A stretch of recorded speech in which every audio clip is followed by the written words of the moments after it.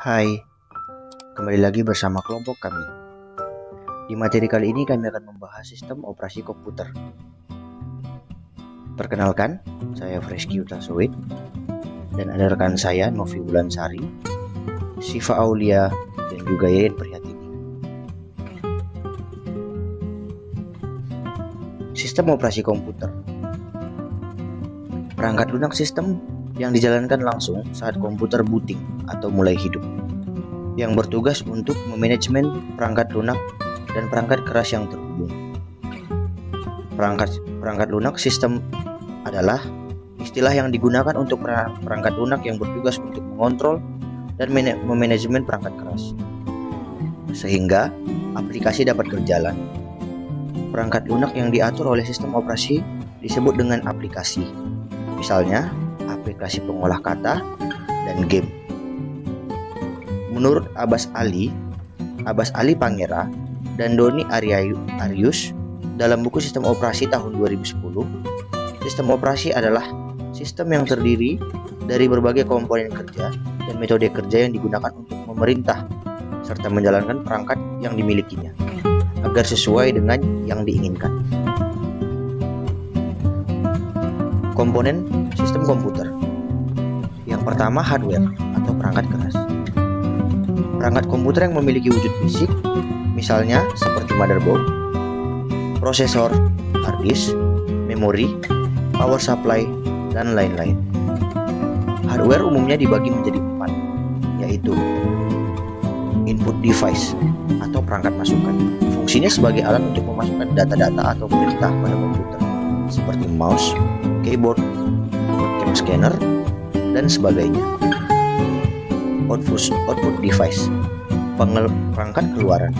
Fungsinya untuk menampilkan hasil pemrosesan data-data, seperti monitor, printer, dan proyektor. Processing device atau perangkat pemrosesan. Fungsinya sebagai pusat pengolah data. Jadi, dapat dikatakan perangkat ini adalah otak dari komputer dan sering disebut juga CPU atau Central Processing Unit. Yang terakhir storage device, perangkat penyimpanan. Alat penyimpanan data dengan kapasitas yang lebih besar sebagai alat menyimpan data utamanya, yang biasanya disebut dengan hard disk. Jadi, kita dapat menyimpan dan menghapus data sesuai dengan keinginan kita. Hard disk eksternal, DVD, atau flash disk.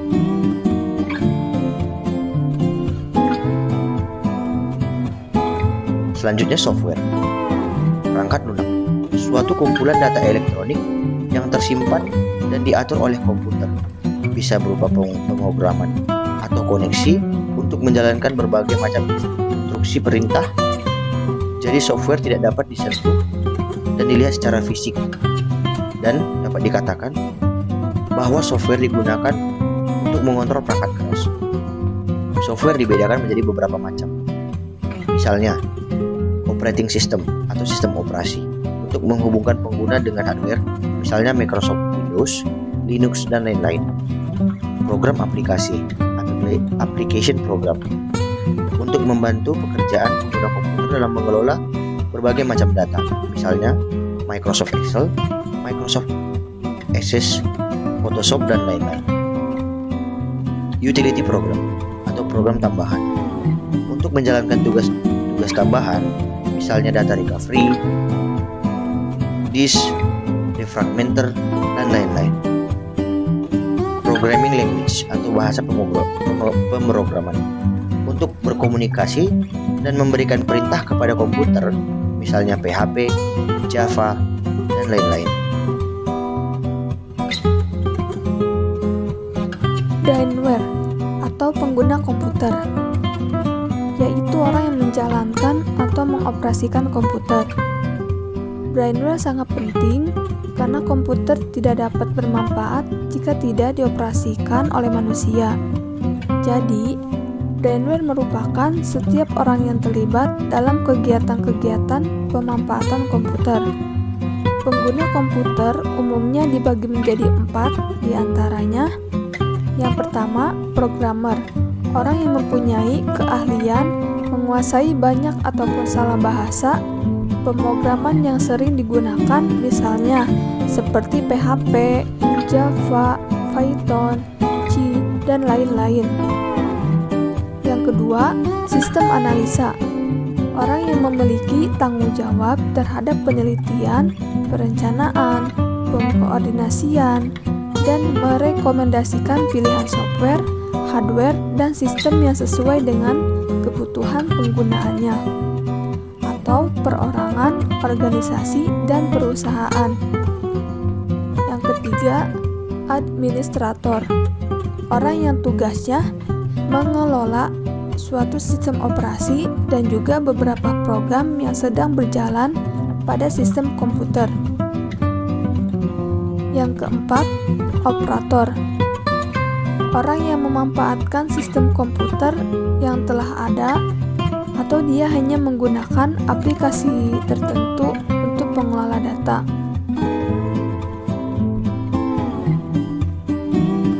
Sistem operasi pun mempunyai dua jenis antarmuka, yaitu yang pertama Command Line Interface atau CLI, merupakan antarmuka yang digunakan untuk menggunakan sistem operasi dengan cara mengetik perintah. Penggunaan CLI umumnya untuk keperluan manajemen server, jaringan, dan programming. Yang kedua, Graphical User Interface atau GUI, merupakan antarmuka interaktif menggunakan grafis visual untuk memudahkan pengguna menggunakan sistem operasi bersangkutan. Penggunaan GUI populer digunakan untuk berbagai keperluan. Fungsi sistem operasi. Sistem operasi mempunyai peran penting di dalam suatu sistem komputer. Adapun beberapa fungsi sistem operasi. Yang pertama, memberikan tampilan utama komputer atau user interface. Yang kedua, menjalankan beberapa aplikasi dalam waktu yang sama atau multitasking. Yang ketiga, membagi memori komputer ke aplikasi-aplikasi yang sedang berjalan. Yang keempat, menangani input dan output dari hardware yang tersambung pada sistem komputer. Yang kelima, mengirim pesan ke aplikasi terkait kinerja sistem sehingga dapat diterima oleh pengguna sesuai dengan tujuan aplikasi. Yang keenam, membuat catatan dari aplikasi yang dijalankan atau log. Yang ketujuh, melakukan manajemen partisi dan file.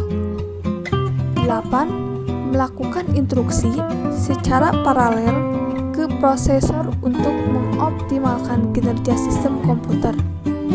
9. Manajemen akun pengguna sistem komputer atau user account.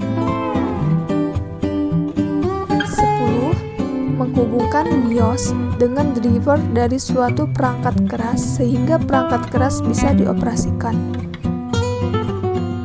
Macam-macam sistem operasi komputer, kelebihan dan kekurangannya. Yang pertama, sistem operasi Unix. Unix adalah sistem operasi yang digunakan sebagai sistem operasi baku pada berbagai jenis komputer, terutama komputer mini, baik sebagai workstation atau server. Unix lahir dimulai saat sebuah grup penelitian dari AT, BT, Bell Laboratories, General Electric, dan Massachusetts Institute of Technology bekerjasama di bawah proyek MultiChess, Multiplex Information Computing System, tahun 1968. Unix edisi pertama pada tahun 1971 dengan kemampuan seperti sistem file, pengolahan proses, sistem antarmuka DNA, beberapa utilitas. Edisi kedua pada tahun 1972 dan Unix masih ditulis dalam bahasa mesin atau assembly. Adapun keunggulan Unix yang pertama yaitu ada portabilitas, mudah diadaptasi ke sistem komputer yang lain, multi-user, user dapat menggunakan sistem secara bersamaan dan berbagai sumber seperti pengguna printer dan disk. Yang ketiga, multitasking, kemampuan sistem operasi yang dapat melaksanakan beberapa tugas pada saat yang bersamaan. Yang keempat, file hierarkikal, pengorganisasian informasi dalam bentuk yang mudah diingat dan diakses. Adapun kelemahan Unix yaitu ada dua. Yang pertama, visualisasinya tidak menarik, dan yang kedua, memori yang digunakan besar.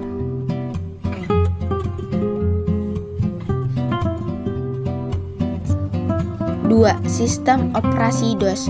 MS-DOS adalah nenek moyang dari Windows fenomenal saat ini. Coba saja tekan tombol Windows plus R, lalu ketik CMD dan tekan Enter. Jika muncul layar hitam dengan tulisan putih, berarti Anda sudah masuk DOS. Disebut DOS, Disk Operating System, karena sistem operasi ini dapat disimpan dalam suatu disket 360 MB.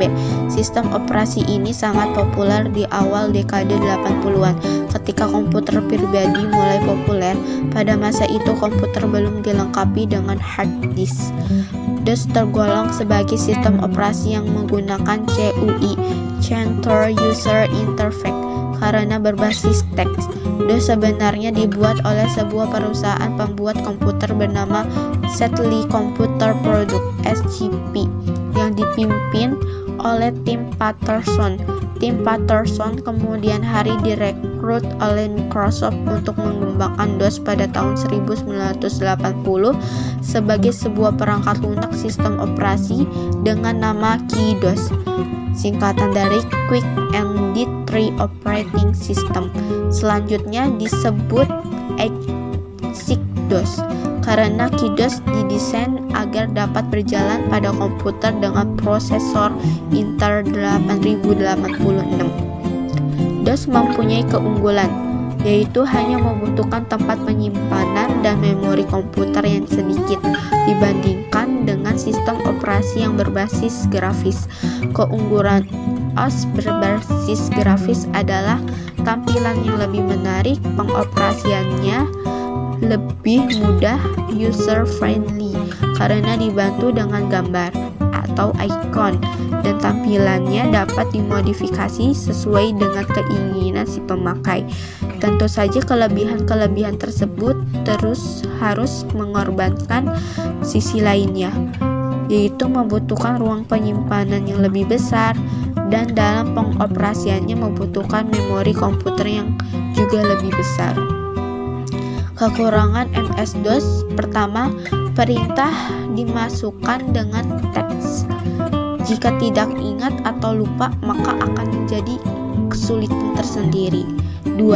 Kurang mendukung aplikasi mengedepankan grafik.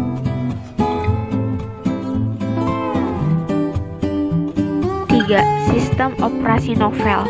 Novell adalah sistem operasi yang dikembangkan oleh Novell Corporation. Sistem operasi ini tidak hanya dikenal oleh beberapa orang karena kebanyakan orang lebih cenderung memilih Windows atau Linux sebagai sistem operasi yang digunakan. Novell sendiri adalah sistem operasi jaringan yang biasa digunakan untuk komputer IBM dan dibuat berdasarkan tumpukan jaringan Cherokee NS. Kelebihan Novell: 1. Sistem operasi yang dibuat khusus untuk sistem jaringan. 2. Koneksi yang cepat antar komputer yang terhubung dengan lokal area network atau LAN. 3. Kontrol jaringan yang gampang. Kekurangan Novell: 1. Pengoperasiannya menggunakan teks atau DOS. 2. Kurang familiar karena keterbatasan peruntukannya. 3. Sangat sulit untuk pengguna komputer pemula.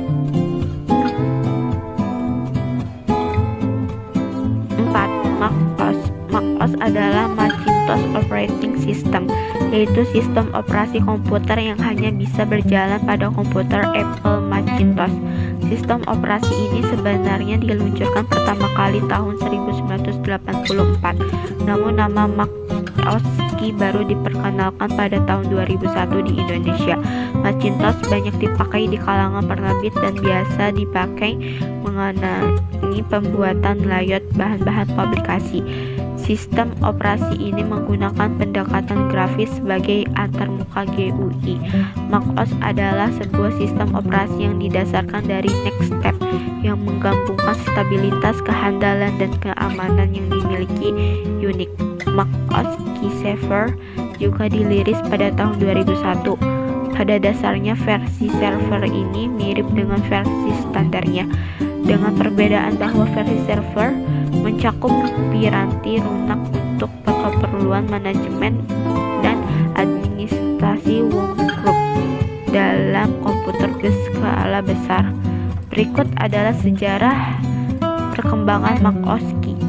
Tahun 2000 public beta Kodiak. Tahun 2001 versi 10.0 Cheetah. Tahun 2001 versi 10.1 Puma. Tahun 2002 versi 10.2 Jaguar. Tahun 2003 versi 10.3 Patea. Tahun 2005 versi 10.4 Tiger. Tahun 2007 versi 10.5 Leopard. Tahun 2009 versi 10.6 Snow Leopard. Tahun 2010 versi 10.7 Lion. Tahun 2012 versi 10.8 Mountain Lion. Tahun 2013 versi 10.9 Mavericks. Sistem operasi Windows. Sistem operasi sejuta umat, yaitu Windows versi apa dan berapapun, adalah sistem operasi yang terpopuler di dunia. Tahun 1985, Microsoft memperkenalkan MS Windows sebagai langkah untuk menyaingi kepopuleran sistem Macintosh. Sistem operasi yang telah menyediakan lingkungan berbasis grafis dan kemampuan multitasking. Pada tahun 1990, Microsoft memfokuskan diri pada pengembangan Windows, ditandai dengan peluncuran Windows versi 3.0 dan mendapat sambutan yang sangat baik pada versi ini. Microsoft membundel dengan MS Office, yaitu Word, Excel, dan PowerPoint untuk menyingkirkan saingannya seperti Lotus 123, WordStar, WordPerfect, dan Quattro. Tahun 1992, Microsoft meluncurkan Windows versi 3.1 dan 3.11 pada tahun 1993 untuk Windows for Workgroup. 2 tahun kemudian, Microsoft meluncurkan Windows 95. Tahun 1993 lahir Windows NT versi 3.1 dan pada tahun 1996 menjadi Windows NT versi 4.0. Kelebihan Windows diantaranya yaitu tampilan grafis yang lebih menarik karena berbasis graphical user interface, adanya standarisasi proses, artinya pemakai akan lebih mudah menggunakannya tanpa perlu menghafal. Kemudahan proses dalam memakai sistem operasi ini, suatu data dapat dipakai bersama dan dapat dipindahkan dari satu aplikasi ke aplikasi lainnya dengan mudah. Investasi yang menarik, artinya semakin banyak produk software yang mendukung sistem operasi ini.